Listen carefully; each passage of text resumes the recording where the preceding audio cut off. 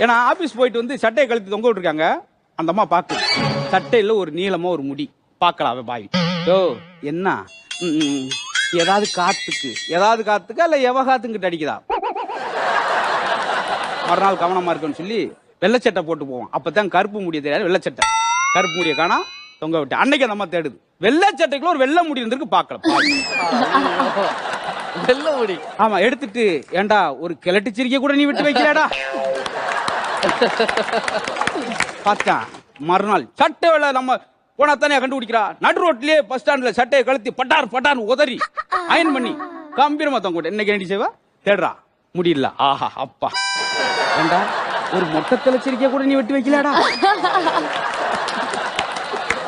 மறுநாள் வாரான் சட்டையோட போனா தெரிய நீ கேக்குற.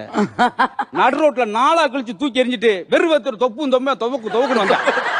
அரே பாச்சு